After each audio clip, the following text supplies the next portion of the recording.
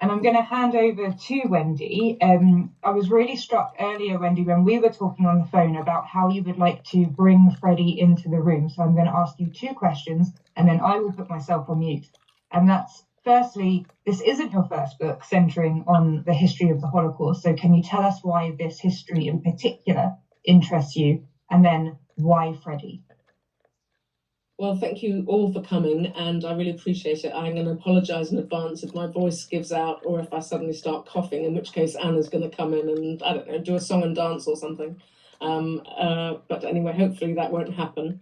I really am so privileged to come and talk to HET on a regular basis and to other organisations, and I've just returned from Chicago and with Eva, actually, and the other two babies from Born Survivors.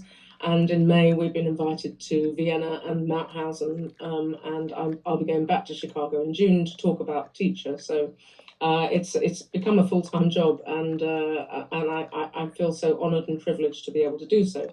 I had no connection with the Jewish faith or knew any of its traditions, but there was something about the worst periods in human history that drew me like a magnet. And I think there's many reasons for that. One was that I was a journalist for 20 years, 10 years on the Daily Telegraph. And during that period, I was a foreign and war correspondent. So I saw for myself firsthand, up close and personal, what war did to people and how unspeakable it was in all its glory and goriness. And so I really was seeking out the good stories, the redemptive stories in the horror, in the middle of all the horror. And I think this drive to do that came from my parents. They both survived World War II. My father fought the Japanese in Burma and nearly died. And my mother, her fiance was 18. He was shot parachuting into Arnhem in Holland and was killed. And she went on to marry my father, but only after she survived the London Blitz. Literally living through a firestorm in London.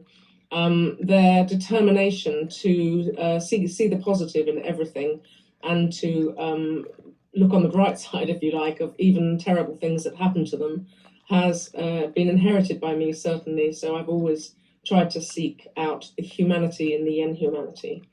That work led me to writing books. I gave up journalism in 1997. I always say I gave it up to stay alive and to stay married, both of which happened, so that's good, because my husband and I are celebrating our 44th anniversary on Thursday. So that's obviously worked, although he does say that we're only together because I spent 20 years away from him. But in any event, we're still together, and I decided to write books full-time, which was always my intention from very young. I just got kind of waylaid by journalism. And I wrote all sorts of different books. If you go to my website, wendyholden.com, you'll see a variety of books, anything from celebrity biographies to books on dogs to novels.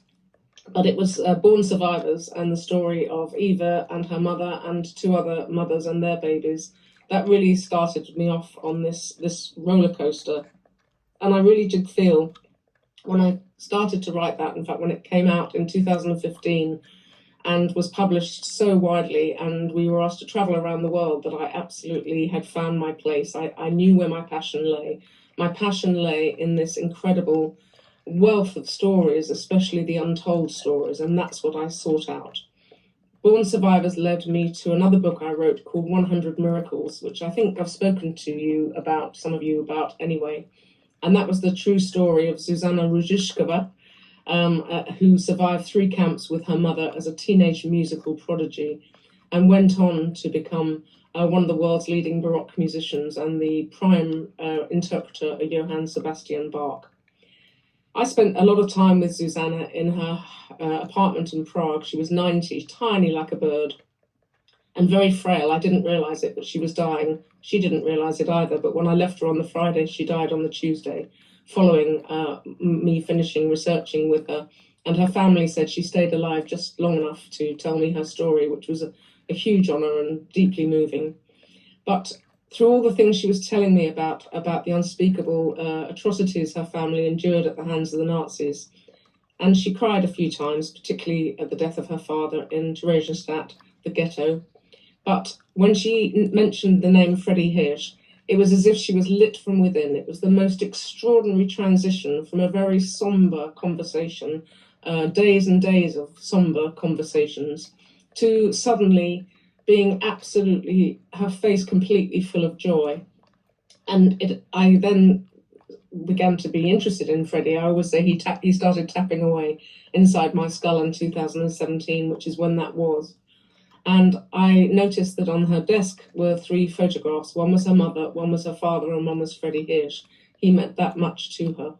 So I started to do more research, and I came across various Shoah testimonies and Foundation witness reports that spoke of Fredy Hirsch. The people that survived the camp spoke of Fredy Hirsch. And again, her inner light, that joy in her face, was mirrored in their faces. And it was an unbelievably powerful revelation to realize that he had given them some of the happiest moments of their lives.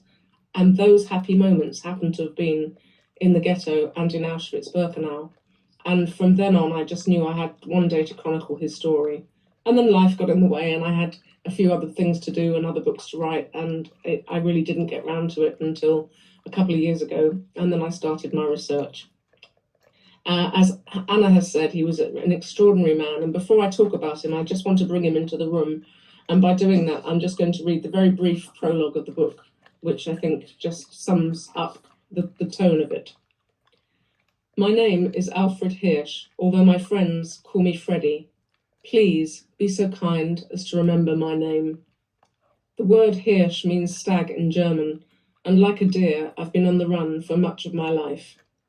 Today, the hunting of Fredy Hirsch may end in a kill. I'm not afraid for myself, but for the children in my care. They are all I've focused on since the world started burning, and I shudder to think what might become of them. My name is Fredy Hirsch. I'm 28 years old. I'm a teacher. I'm a dreamer. I'm not just a number, nor will I be identified by the yellow triangle I've been forced to wear. My name is Fredy Hirsch, and I fought to maintain a vestige of normality and decency in this hellish world. I have loved and laughed, cried and almost died 1,000 times. My name is Fredy Hirsch. I'm a good man. Please be so kind as to remember my name.